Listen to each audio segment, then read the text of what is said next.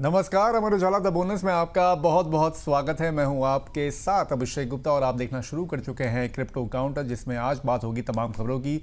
पिछले 24 घंटे में क्या क्या हुआ, पिछले एक दिन में क्या क्या हुआ, पूरी बात आज हम लोग क्रिप्टो काउंटर में करने जा रहे हैं। चलिए फटाफट जानते हैं आज के क्रिप्टो काउंटर में कौन कौन सी बड़ी खबरें हैं। तो आज फिर क्रिप्टो में बड़ी गिरावट देखने को मिली है। बिटकॉइन करीब 2% तक गिर गया और ये 79,000 के लेवल पर पहुंच गया। $79,270 के आसपास इसके भाव यहाँ पर पहुंच गए। वहीं कॉइनडेस्क की अगर बात करें तो इसमें 1.5% की गिरावट देखने को मिली और $2,121 पर यह भी ट्रेड होता हुआ दिखा। इसके बाद अगर इथेरियम की बात करें तो इसमें 2% की गिरावट देखने को मिली और $2,268 पर यह भी यहां पर इसके भाव पहुंच गए। उसके बाद XRP की अगर बात करें तो इसमें 1.80% की गिरावट देखने को मिली और ये $1.37 पर ट्रेड होता हुआ दिखा। सोलाना की अगर बात करें तो इसमें भी 1.5% की गिरावट देखने को मिली है और $87 के आसपास इसके भाव यहां पर पहुंच गए। विशेषज्ञों का कहना है कि फ्यूचर मार्केट्स में लगातार नेगेटिव फंडिंग रेट्स निवेशकों के बेयरिश सेंटिमेंट को दिखा रहे हैं। K33 रिसर्च के अनुसार यहां पर बिटकॉइन फंडिंग रेट्स लगातार 67 दिनों तक नेगेटिव रहे हैं, जो पिछले 10 साल का सबसे लंबा दौर है। इसका मतलब यह है कि बड़ी संख्या में ट्रेडर्स मार्केट में गिरावट की उम्मीद कर रहे हैं। हालांकि कुछ एनालिस्ट का मानना है कि इतनी ज्यादा नेगेटिविटी कई बार मार्केट बॉटम का भी यहां पर संकेत दे सकती हैं। फिलहाल निवेशकों की नजर अमेरिकी आर्थिक आंकड़ों और ग्लोबल मार्केट सेंटिमेंट पर यहां पर टिकी हुई है।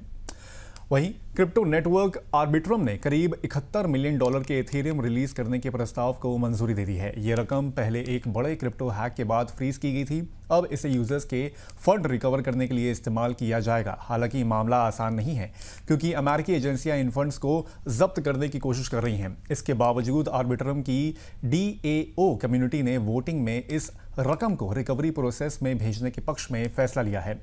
यह मामला इसलिए भी चर्चा में है क्योंकि इससे क्रिप्टो वर्ल्ड में डिसेंट्रलाइजेशन बनाम गवर्नमेंट कंट्रोल की बहस फिर तेज हो गई है। कुछ लोग इसे यूजर्स के हित में सही कदम मान रहे हैं, जबकि कुछ का कहना है कि कानूनी विवाद खत्म होने तक फंड्स रोकने चाहिए थे। यहां पर वहीं अमेरिका की बड़ी क्रिप्टो एक्सचेंज कॉइनबेस एक बड़े तकनीकी संकट के बाद आलोचनाओं में घिर गई है। कंपनी की सर्विसेज में अचानक आई दिक्कत के पीछे की वजह अमेजॉन वेब सर्विसेज यानी कि AWS का आउटेज बताया गया। AWS के वर्जीनिया डेटा सेंटर में ओवरहीटिंग और कूलिंग फेलियर की वजह से कई ऑनलाइन प्लेटफॉर्म्स प्रभावित हुए हैं, जिनमें कॉइनबेस भी शामिल था। इस आउटेज के दौरान कई यूजर्स को अकाउंट एक्सेस और ट्रेडिंग में परेशानी हुई। हालांकि कॉइनबेस ने कहा कि यूजर्स के फंड्स पूरी तरह से यहां पर सेफ हैं, लेकिन इस घटना ने क्रिप्टो इंडस्ट्री में सेंट्रलाइजेशन को लेकर नई बहस छेड़ दी है, क्योंकि डिसेंट्रलाइज्ड होने का दावा करने वाली बड़ी क्रिप्टो कंपनीज भी क्लाउड जायंट्स पर निर्भर हैं।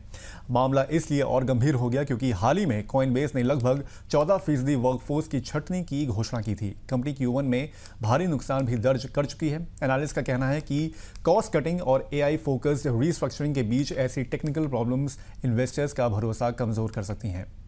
इसके अलावा स्टेबल कॉइन्स अब सिर्फ क्रिप्टो ट्रेडिंग तक सीमित नहीं रही, बल्कि रियल वर्ल्ड पेमेंट्स में भी तेजी से इस्तेमाल हो रहे हैं। नई रिपोर्ट के मुताबिक stable coin linked card spending में YoY बेसिस में करीब 100% की यहां पर बढ़ोतरी दर्ज की गई है। क्रिप्टो पेमेंट्स प्लेटफॉर्म रेन के एग्जीक्यूटिव्स का कहना है कि आने वाले समय में stable coin cards traditional payment system को बड़ी चुनौती दे सकते हैं। रेन के अनुसार लोग अब USDT और USDC जैसे स्टेबल कॉइन्स का इस्तेमाल शॉपिंग, सब्सक्रिप्शन और रोजमर्रा के खर्चों में भी करने लगे हैं। स्टेबल कॉइन्स की सबसे बड़ी खासियत यह है कि उनकी वैल्यू आमतौर पर US डॉलर से जुड़ी रहती है, जिससे क्रिप्टो मार्केट की भारी वोलेटिलिटी का असर कम पड़ता है।